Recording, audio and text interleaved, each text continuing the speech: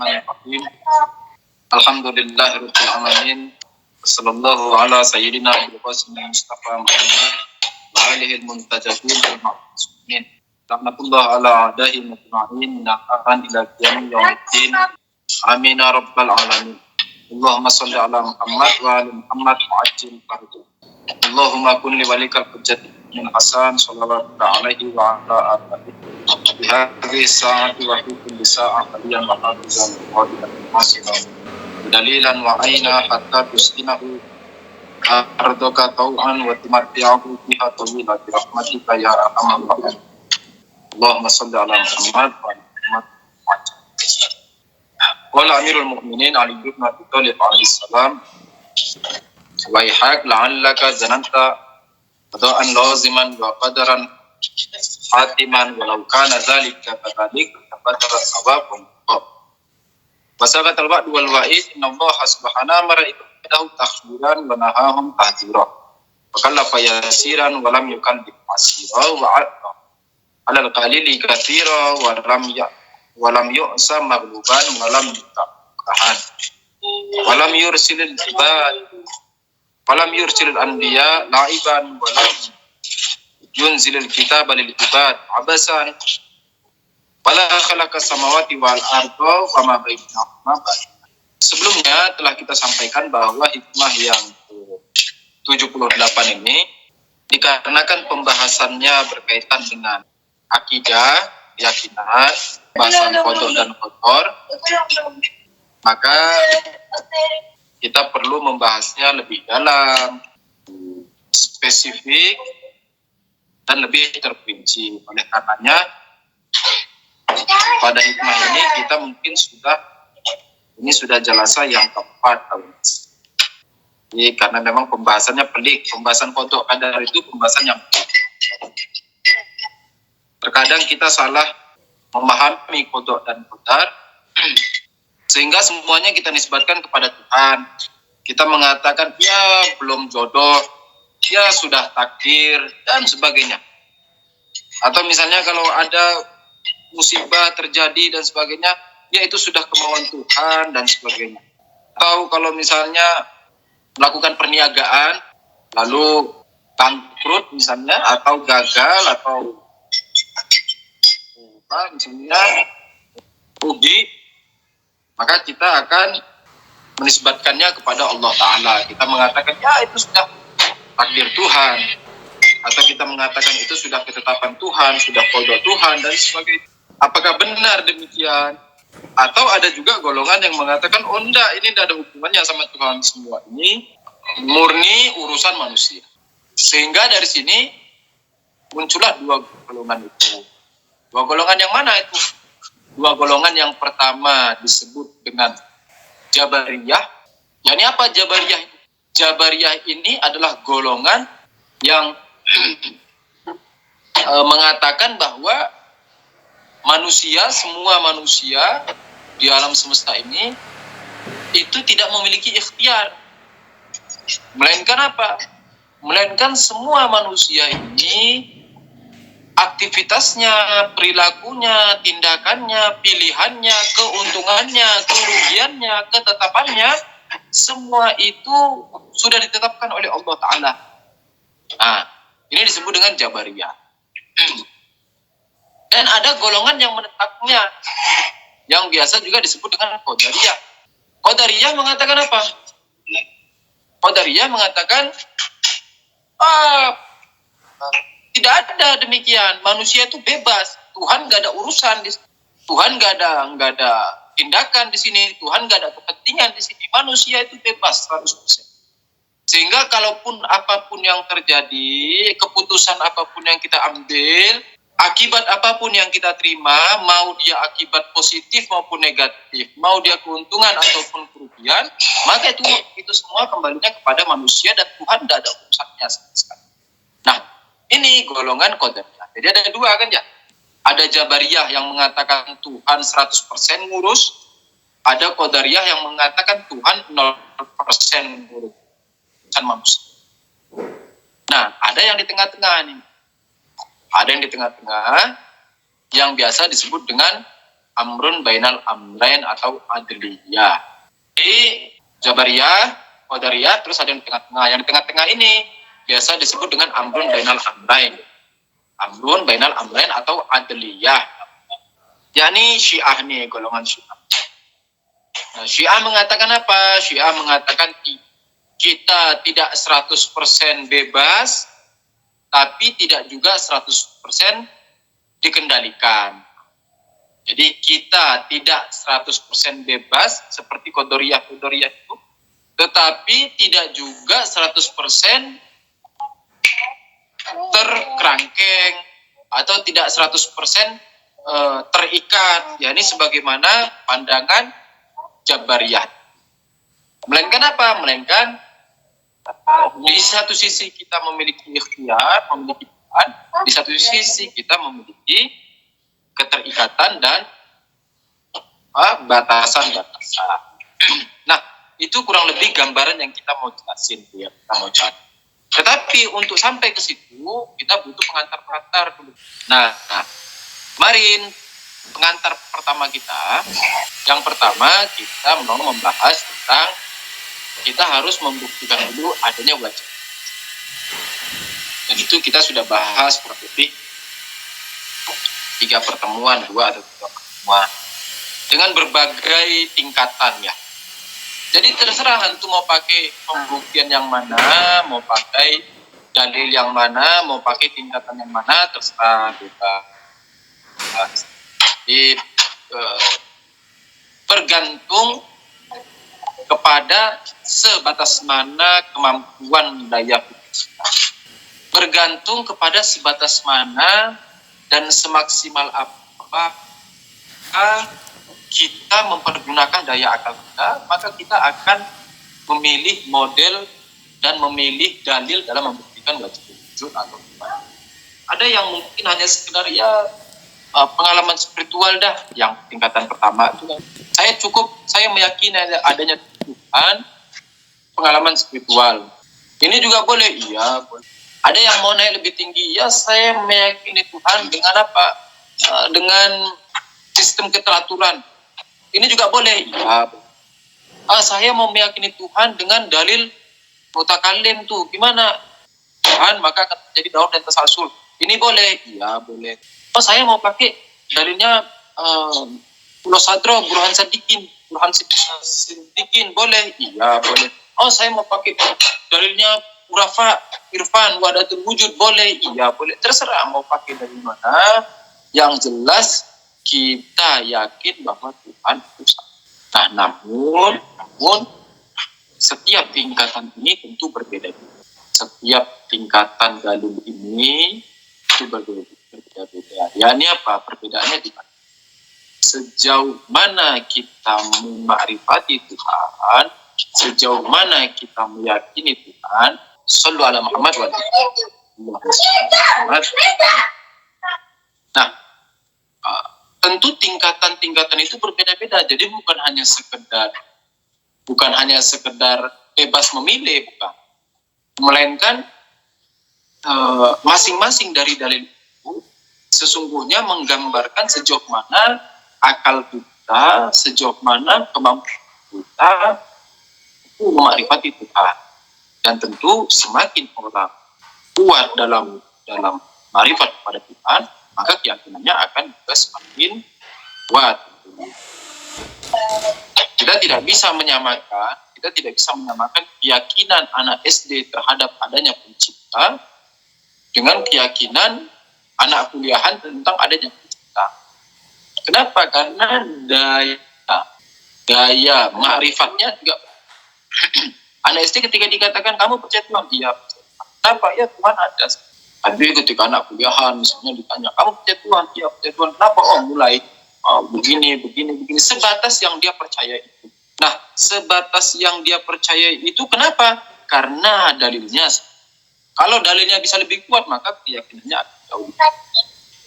Karena itulah kita membahas pengantar pertama kemarin bahwa harus dibuktikan adanya wajib. Nah, kita sudah membuktikan tuh dalil wajib wujud tuh. Kita sudah buktikan bahwa adanya Tuhan dengan berbagai metode itu, dengan berbagai metode itu. Kalau tidak salah yang terakhir itu kemarin membahas wajib wujud dari perspektif rafa, dari perspektif depan wahdatul wujud. Itu kita sudah. Nah, hari ini kita akan masuk kepada sifat Tuhan. Jadi setelah kita membahas pembahasan sifat Tuhan, karena kodok dan kodar ini nanti pembahasannya di sifat Tuhan, di fi'ilnya. Maka hari ini kita masuk membahas sifat. Di dalam pembahasan ilmu kalam, para mutakallim dan para ulama membagi sifat wajib wujud menjadi dua. Mereka mengatakan sifat zat dan sifat fi'il. Para mutakallim, para ulama membagi sifat wajib wujud, ada yang disebut dengan sifat zat, ada yang disebut dengan sifat fi'il. Ini satu.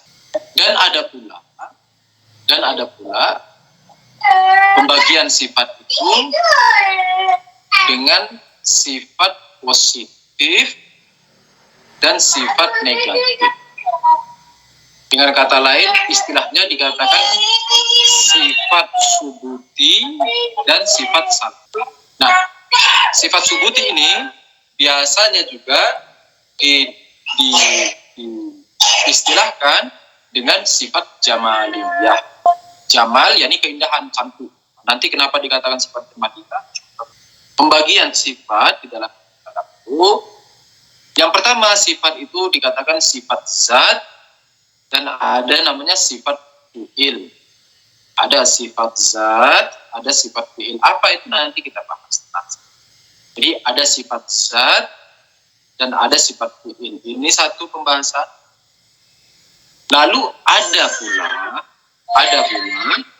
pembagian sifat menjadi sifat subuti dan sifat salbi. Sifat subuti yakni sifat positif, sifat salbi yakni sifat negatif.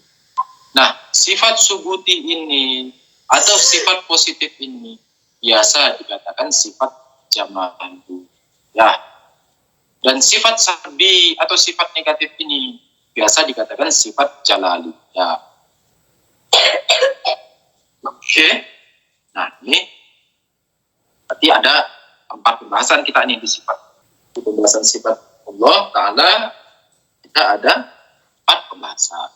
Ada namanya sifat zat, ada namanya sifat fi'il. Satu. Dan ada sifat subuti atau sifat jalaliyah atau sifat positif, dan ada sifat salbi atau sifat positif atau subuti atau jamaliyah, ada sifat negatif atau salbi atau jalaliyah. Jadi ada 4. Sebelum kita masuk kepada pembahasan itu, ada baiknya kita terangin dulu, kita jelaskan dulu apa maksud dari sifat zati dan apa maksud dari sifat fi'il.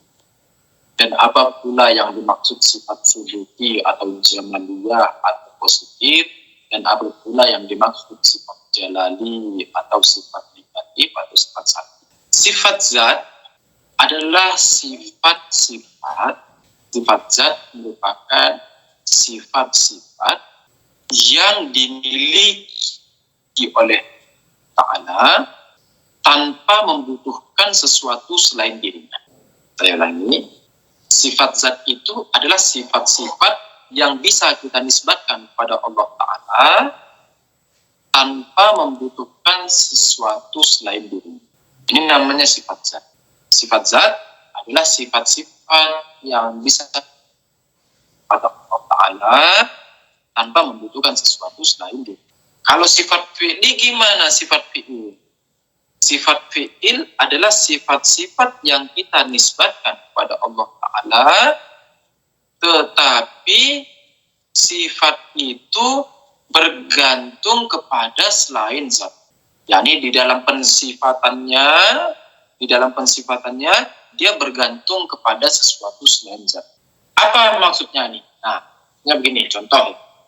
Allah Ta'ala itu memiliki sifat hidup, hayyun, al-hayyu, al-qayyum. Kan? Salah satu sifat Allah Ta'ala yakni al-hayy, yang hidup, yang mana? Pertanyaannya, apakah pensifatan Allah Ta'ala ini kepada sifat hidupnya dia membutuhkan sesuatu selain dirinya? Tentu tidak. Kita tidak mengatakan, oh iya dia butuh kepada sesuatu yang lain sehingga dia menjadi hidup. Tanpa membutuhkan selain dirinya, dia bisa tersifati dengan sifat al-hayy. Dia bisa tersifati dengan sifat hidup. Apalagi contohnya? Contohnya misalnya qayyum. Qayyum yakni yang maha berdiri sendiri. Di Allah Ta'ala juga tersifati dengan sifat ini tanpa bergantung dan tanpa membutuhkan sesuatu selain. Apalagi contohnya sifat ilim. Tapi nanti ilim ini ada beberapa pembagian, nanti kita bahas dulu. Nah, ilim ini ada beberapa pembagian. Saat ini kita secara global saja. Di Allah Ta'ala alimnya, yakni kita mengatakan Allah Ta'ala alim, wa huwa sami'ul alim, wa huwa sami'ul alim, yakni Allah Ta'ala itu alim. Maksudnya apa? Yakni pensifatan ilim,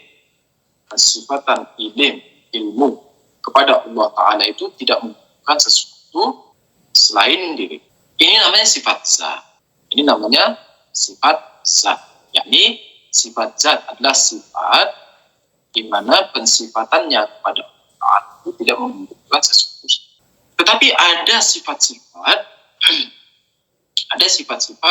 di mana dalam pensifatannya kepada Allah Ta'ala itu membutuhkan sesuatu selain Allah Ta'ala. Di dalam pensifatannya kepada Allah Ta'ala membutuhkan sesuatu selain Allah Ta'ala. Contoh apa misalnya? Contoh maha pemberi rezeki. Wa huwa raziq. Allah Ta'ala itu kan raziq, pemberi rezeki itu. Nah, kapan Allah Ta'ala itu dikatakan raziq? Kapan Allah Ta'ala itu tersifati dengan kata raziq?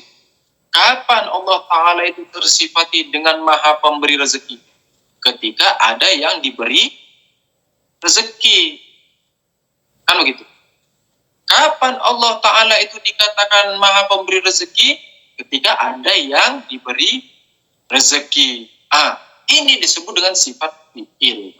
Jadi bergantung Allah Ta'ala ketika mau tersifati dengan sifat itu, dia bergantung pada sesuatu di luar diri. Atau misalnya apa? Atau misalnya dikatakan Allah Ta'ala maha pencipta. Kapan dikatakan Allah Ta'ala maha pencipta? Ketika ada yang dicipta. Ada yang dicipta baru Allah Ta'ala dikatakan maha pencipta. Dikatakan lagi misalnya Allah Ta'ala maha pemaaf. Wa huwa ghafur, maha pemaaf. Kapan Allah Ta'ala maha pemaaf? Kalau ada yang dimaafin. Dikatakan ya sattarul uyub. Allah Ta'ala itu penutup aib-aib, penutup keburukan. Kapan Allah Ta'ala itu menjadi sattarul uyub? Kapan Allah Ta'ala itu menjadi penutup keburukan dan aib-aib? Kalau ada yang ditutupin, ada aib yang ditutupin. Nah, jadi ada sifat zati, ada sifat fi'il.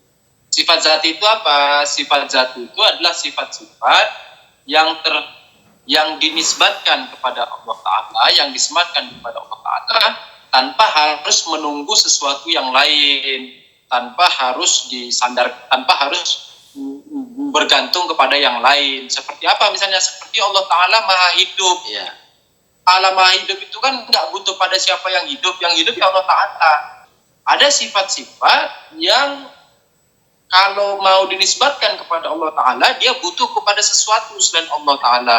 Misalnya apa? Dikatakan Allah maha pemberi rezeki. Nah, kapan Allah bisa dikatakan maha pemberi rezeki? Ketika ada yang diberi rezeki. Allah Ta'ala dikatakan razik ketika ada marzuknya. Allah Ta'ala dikatakan maha pemberi rezeki ketika ada yang diberikan rezeki. Allah Ta'ala dikatakan maha membangkitkan ketika ada yang dibangkitkan. Nah, sifat-sifat yang kedua ini dikenal dengan sifat fi'li. Boleh diskusi apa nunggu nanti? Boleh, betul diskusi. Betul. Ya, ada sifat zat dan sifat fi'il ya, atau sifat perbuatan. Ya, dengan penjelasan lanjutan nampaknya insya Allah sudah cukup jelas. Pernyataan dulu nih, pernyataan bahwa terkait dengan sifat perbuatan, bahwa maha rezeki, maha membangkitkan, maha pencipta, dan maha-maha yang lain terkait dengan sifat perbuatan. Di satu sisi bahwa Tuhan itu kan maha sempurna, tidak terpecah gitu ya, tidak menjadi bagian-bagian. Di satu sisi bahwa sifat maha pemberi rezeki bukan sifat membangkitkan. Sifat membangkitkan bukan sifat yang pencipta, dan sifat-sifat yang lain, artinya sifat maha ini bukanlah maha yang itu bukan maha yang kan kayak gitu. Nah, seakan itu menjadi bertolak belakang dengan kesempurnaan dari Tuhan. Nah, terus yang saya pikirkan, apakah sifat perbuatan atau sifat fi'il itu hanya ada dalam pikiran atau hanya dalam pemahaman manusia saja, atau bagaimana gitu untuk menjelaskan sehingga tidak adanya kontradiksi antara kesempurnaan Tuhan dengan sifat perbuatan. Nah, demikian tak? Oke.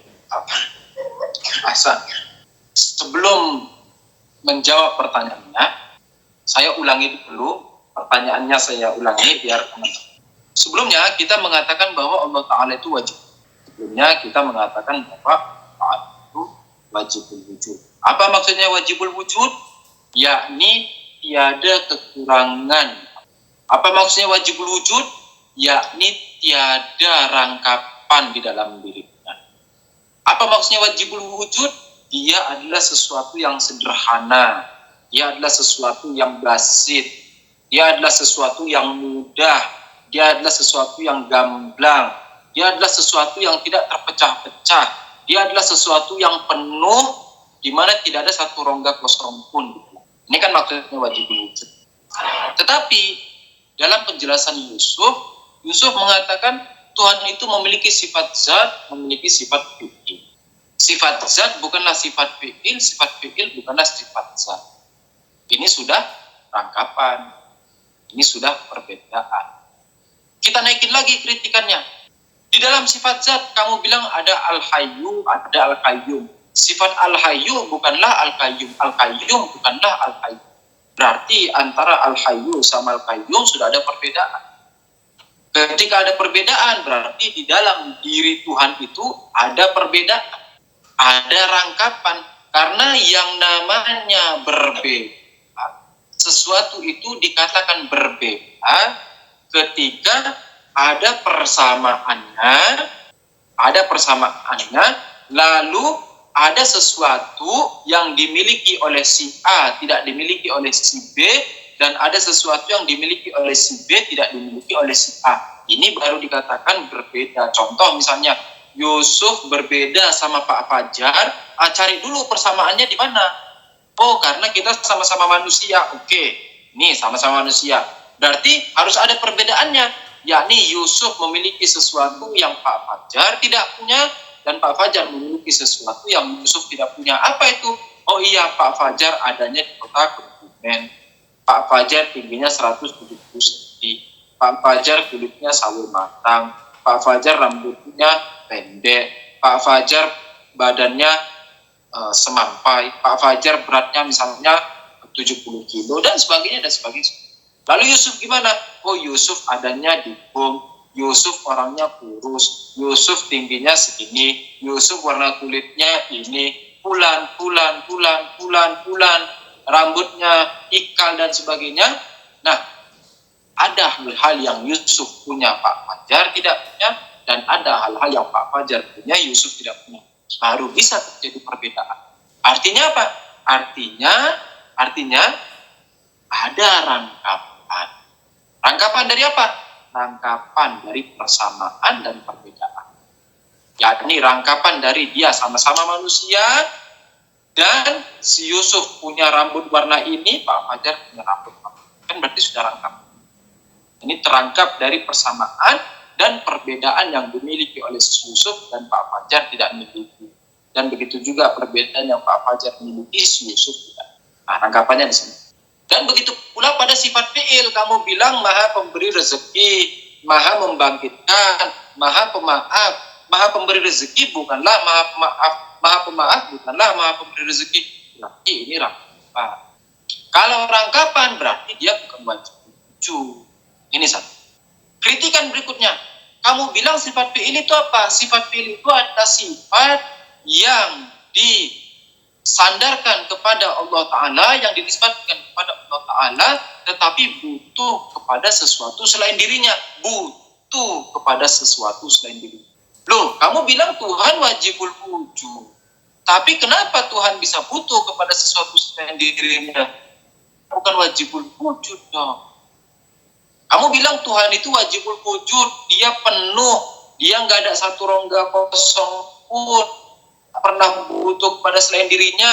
Huwal hayyul, huwal qayyum, dia berdiri dengan diri sendirinya, segala sesuatu cipta dari dirinya. Lalu bagaimana mungkin kamu mengatakan dia tersifati dengan suatu sifat di mana untuk pensifatan tersebut dia butuh kepada sesuatu? Kamu mengatakan Tuhan tersifati dengan maha pemberi rezeki kalau ada yang kalau ada yang diberi rezeki. Berarti Tuhan butuh dalam pensifatan itu, dalam pensifatan kesempurnaan itu Tuhan butuh pada selain dirinya. Mana? Kamu bilang wajib wujud, tapi kamu bilang dia mana? Dapat enggak nih iskalannya? Kritikannya dapat enggak? Dapat, bahkan lebih komplit dari antum itu. Itu yang menjadi jadi apa ya, bahan pemikiran di kepala saya itu, tak? Benar, yang antum maksudkan seperti yang saya sampaikan tadi. Iya, tak. Paham enggak ini kritikan? Lalu bagaimana kita menjawabnya? Mungkin teman-teman sudah sering dengar. Ada istilah sifat ainuzat. Ada namanya istilah sifat ainuzat. Tetapi saya perlu buka ini. Jadi kita perlu bahas ini. Apa maksudnya sifat ainuzat? Lalu baru nanti kita jawab pertanyaan. Jadi pertanyaannya kita sampingin dulu. Kita mau bahas sifat ainuzat.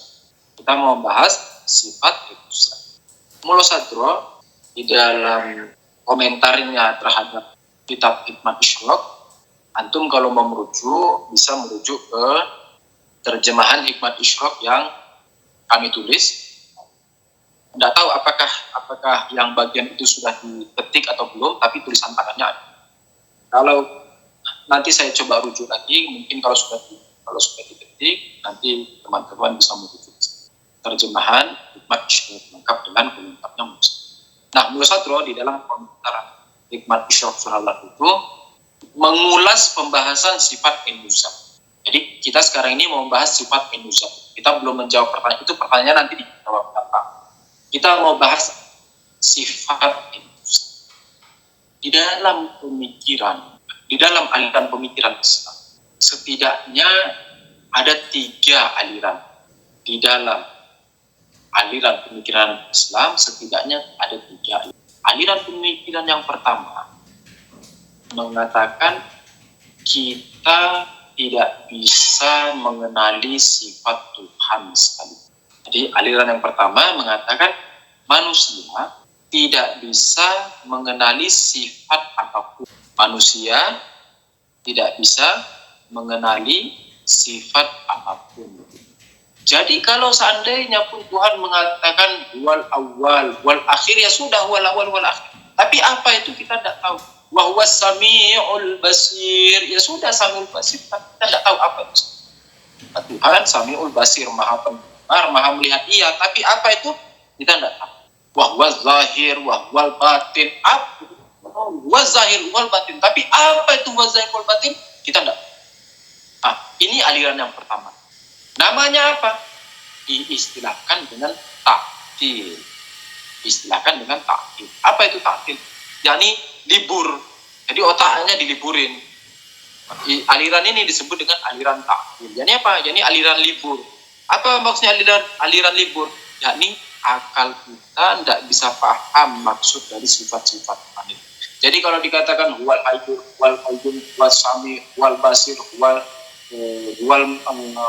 mutakallim, apalagi misalnya wal razik wal ghafur wal qudus, semua sifat itu kita tidak bisa. Ini satu aliran. Jadi disebut dengan aliran ta'til. Ada aliran kedua yang mengatakan bahwa semua sifat-sifat dia berbeda dengan Tuhan dan melekat kepada Tuhan. Saya ulangi, aliran yang kedua mengatakan semua sifat-sifat Tuhan tadi itu Al-Hayyu, Al-Qayyum, Al-Basir, As-Sami, Al-Fulan itu, semua sifat-sifat itu dia di luar zat Tuhan dan berbeda dari Tuhan, berbeda dengan zat Tuhan, tetapi dinisbatkan kepada Tuhan. Dia melekat di sifat-sifat ini, dia di luar zat dan berbeda dengan zatnya, beda dengan zat Tuhan, tetapi melekat. Ini aliran yang kedua. Lalu ada aliran yang ketiga mengatakan apa? Aliran yang ketiga mengatakan semua sifat-sifat Tuhan itu dia adalah zat Tuhan. Semua sifat-sifat Tuhan itu dia adalah zat Tuhan. Nah, ini ada 3 aliran. Kita belum masuk jelasin loh. Kita baru membilang ada 3 aliran. Tapi apa itu nanti? Sekarang aliran yang pertama nih. Aliran yang pertama mengatakan kita tidak bisa mengenali sifat-sifat Tuhan. Dibilang, kenapa kita tidak bisa mengenali sifat-sifat Tuhan? Kan mereka juga punya dalil. Kenapa kita tidak bisa mengenali sifat-sifat Tuhan? Mereka menjawab apa? Mereka mengatakan kita tidak bisa mengenali sifat-sifat Tuhan sekalipun ada di Quran, ada di riwayat, ya sudah cukup kita tahu bahwa huwa sami wal basir wal hayyul wal qayyum. Tapi apa itu kita tidak tahu. Nah, kenapa kita tidak tahu? Kalau ditanya ke mereka, kenapa kita tidak tahu? Mereka akan menjawab apa? Mereka mengatakan karena kita ini makhluk dan dia khalik. Karena kita ini makhluk yang hina, yang rendah, akal kita terbatas, sedangkan dia adalah pencipta. Ini akalnya dicipta oleh dia, maka bagaimana mungkin kita bisa mengenali dia? Nah, ini yang si taktil itu. Antum hati-hati, di Indonesia juga ada. Saya beberapa kali mendengar ceramah-ceramah. Kalau saya sebut antum kaget. Bukan Ustadz Syi'i. Ya, Ustadz besar lah di Indonesia, itu sangat besar untuk di kalangan umum Indonesia, bukan Syiah, bukan di kalangan Syiah. Besar. Dia menyampaikan, jadi ada orang nanya, Yai, kita bisa tidak mengenali Tuhan? Terus jawabannya apa sih Yainya? Pakai logika, dia bilang pakai logika. Yainya bilang, kamu jangan batasi Tuhan dengan logikamu. Kenapa? Karena yang menciptakan logikamu itu saja si Tuhan itu. Gimana kamu bisa mau mengenali Tuhan dengan logikamu? Melainkan apa? Cukup dalam hati. Terima. Ini ciri-ciri yang si takdir. Ini ciri-ciri yang si takdir. Ini apa? Ini udah, kamu tidak usah mikir, kamu tidak tahu Tuhan. Kamu tidak bisa pakai logika, kamu tidak bisa pakai akal. Orang kamu pencipta sama dia, gimana kamu bisa mengenali? Nah, ini ciri-ciri orang itu. Ini ciri-ciri si takdir. Kalau kita tidak bisa mengenal Tuhan, cukup nerimo saja, itu sudah segitu. Apa itu sudah kita tidak bisa. Nah, ini di golongan yang pertama. Sampai di sini paham tentang ta'til? Insya Allah paham, Tat. Jadi di aliran yang pertama bahwa makhluk tidak mungkin bisa mengenali Tuhan. Ya. Jadi kita tidak bisa mengenali zatnya, tidak bisa mengenali sifatnya. Ya cukup sebatas dikabarkan Quran, dikabarkan ya sudah. Tapi apa itu, gimana itu kita tidak tahu. Aliran yang kedua mengatakan bahwa sifat-sifat Tuhan dia di luar zat Tuhan. Sifat-sifat Tuhan itu dia di luar zat. Tetapi dia melekat. Sifat-sifat itu dia di luar zat Tuhan. Sifat-sifat itu dia di luar zat Tuhan, tetapi melekat kepada Tuhan. Contohnya misalnya gimana? Contoh mudahnya misalnya manusia, contoh mudah. Ini pendekatan gimana kita bisa memahami maksudnya.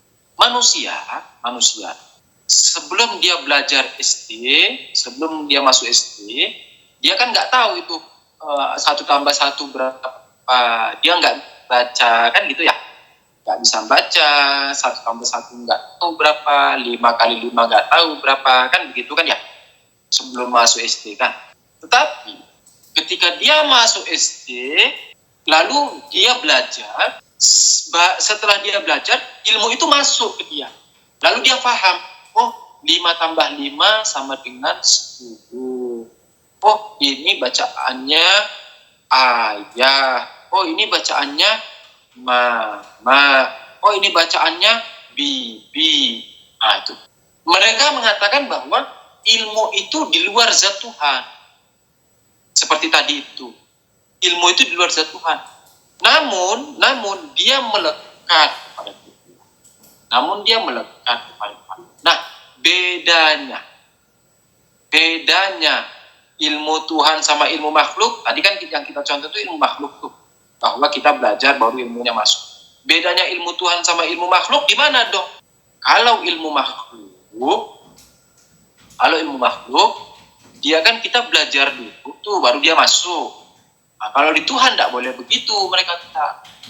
Kenapa tidak boleh gitu? Karena Tuhannya wajibul wujud nih. Karena Tuhannya wajibul wujud. Karena Tuhannya wajibul wujud, dia harus kadim. Karena Tuhannya wajibul wujud, dia harus kadim.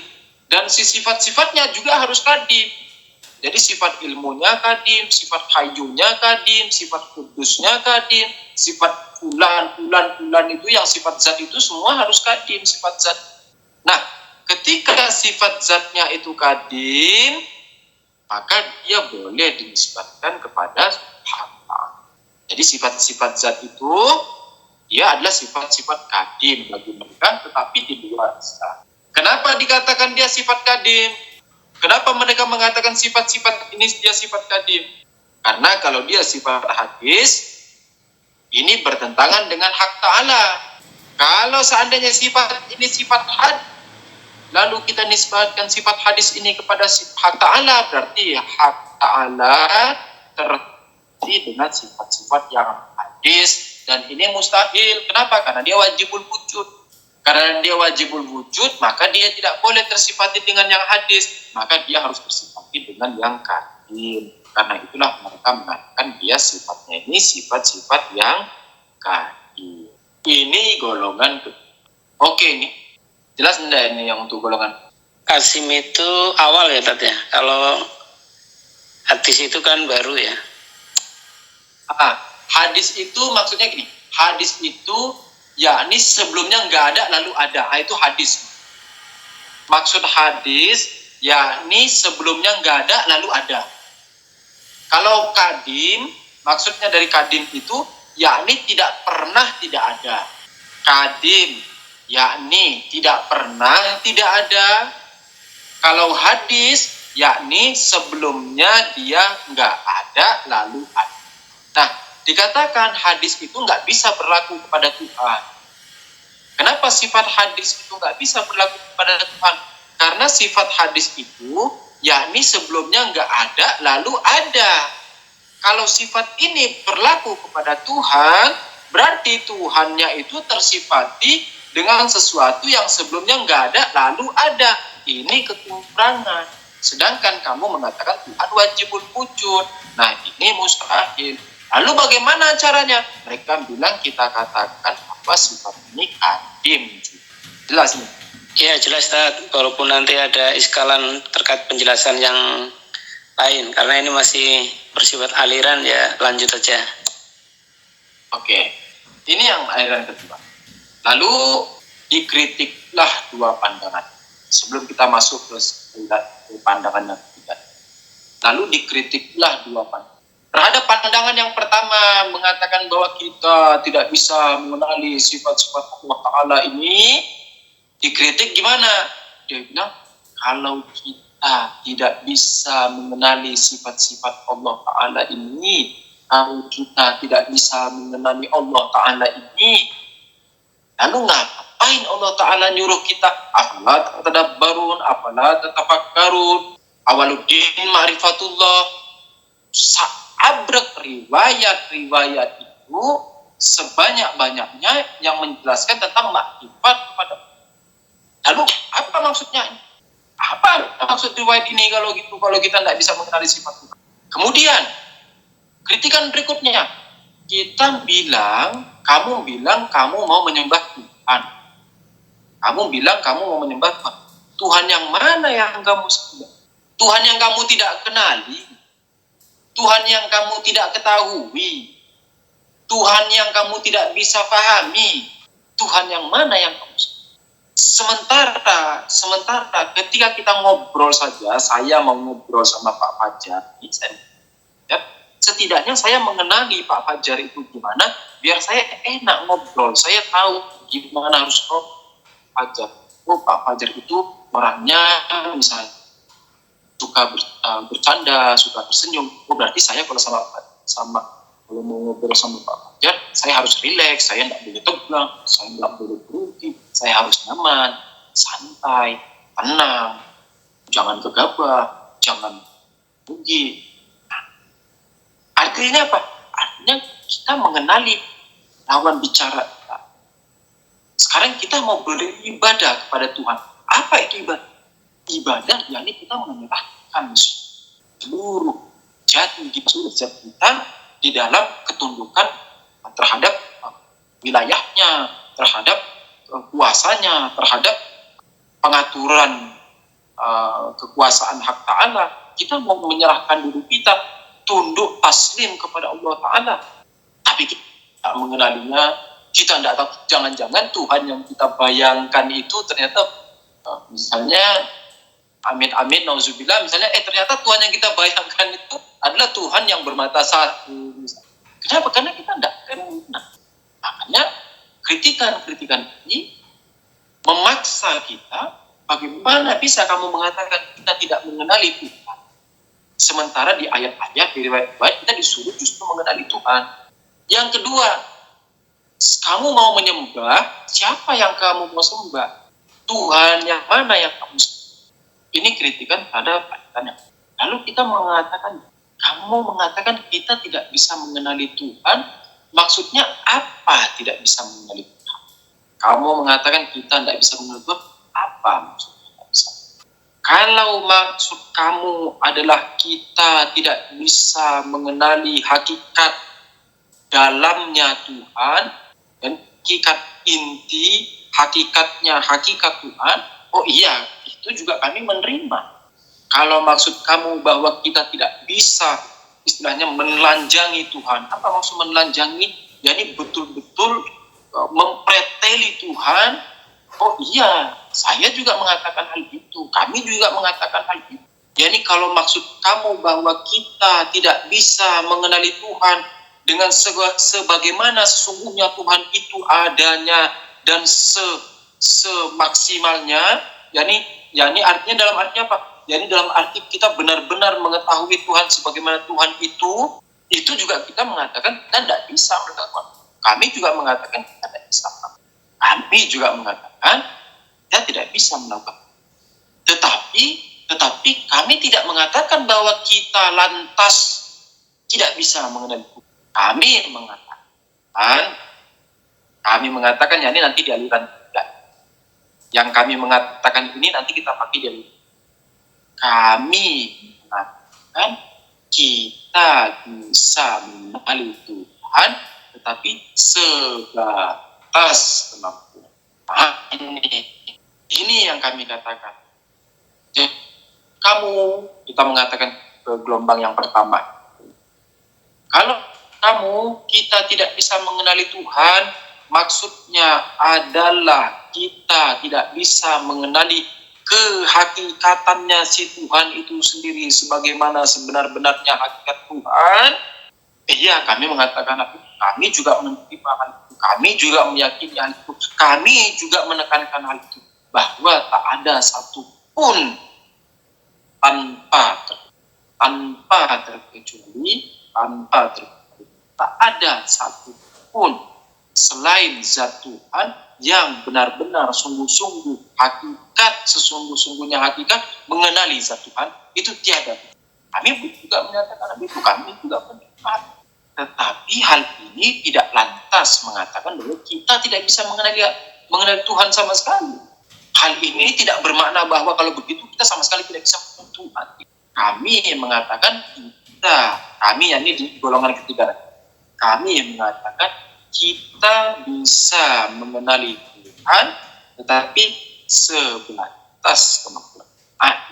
Ini jelas sampai di situ. Tadi bisa mengenali Tuhan sebatas apa tadi? Sebatas kemampuan kita, sebatas kemampuan si makhluk. Artinya masing-masing itu punya keterbatasan dalam mengenali Tuhan ya tadi. Iya. Dan itu yang aliran yang ketiga kah? Ini aliran yang ketiga. Ini jawabannya orang yang aliran ketiga. Di aliran ketiga itu mengkritisi aliran pertama atau aliran yang kedua dominannya? Dua-duanya dikritisi. Kita belum masuk di aliran ketiga, tetapi jawaban ini kita sudah sampaikan karena kita sedang mengkritisi aliran pertama. Setelah itu nanti kita kritisi aliran kedua, baru kita bisa dapat apa maksudnya aliran. Jadi kalau seandainya tadi saya langsung menjelasin aliran ketiga, kita nggak kenyang, nggak puas, gitu, nggak seluruh. Jadi dikritik dulu yang pertama, lalu yang kedua dikritik, baru bisa dapat maksud yang ketiga. Iya, sebelum menjelaskan aliran ketiga, mungkin ini suatu permintaan bahwa yang mempengaruhi keterbatasan masing-masing itu apa saja, mungkin nanti perlu dijelaskan juga. Dan yang kedua, sepertinya ini sudah jam 7:40, artinya waktu antum itu sudah sekitar 1 jam ya, mungkin lebih. Apakah memang mau dilanjut atau mungkin akan sampai di sini sehingga akan dilanjut di minggu depan? Mungkin itu. 1 jam 14 menit. Saya kira baiknya kita pause dulu, kita stop dulu sampai di sini dulu. Jadi kita lanjut minggu depan karena kalau terlalu lama juga tidak efektif. Oke, saya kira cukup demikian. Insya Allah kita lanjutkan minggu depan. Tapi jangan lupa dengan pertanyaan saya tadi saja. Ya, untuk di minggu depan. Kita lanjut insya Allah minggu depan.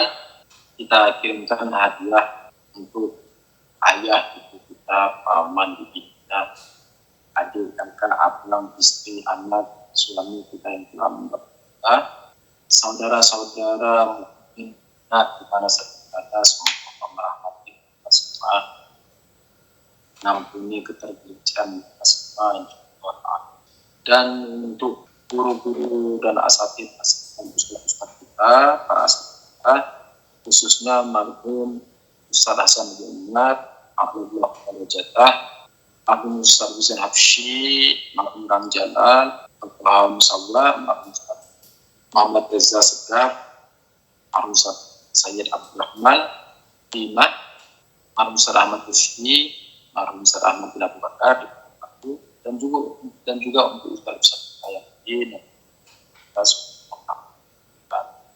kampung yang berikan menerangi kubur mereka, mengangkat derajat. Dan untuk ulama-ulama kita yang kita khususnya bisa sibuk akan baca alam yasin sudah ini, alam syar'i, akan Konsi Kabupaten tadi, dan juga Allah menerangi kubur mereka, dan juga untuk ulama-ulama yang para ustaz masuk Rahbar Muazzam Sayyid Ali Khan dan juga untuk mukminin mukminat yang sedang sakit di mana saja berada, mendapati musibah di mana saja, dan terkhusus untuk Zuhuran dan zaman Al-Fatihah Mas.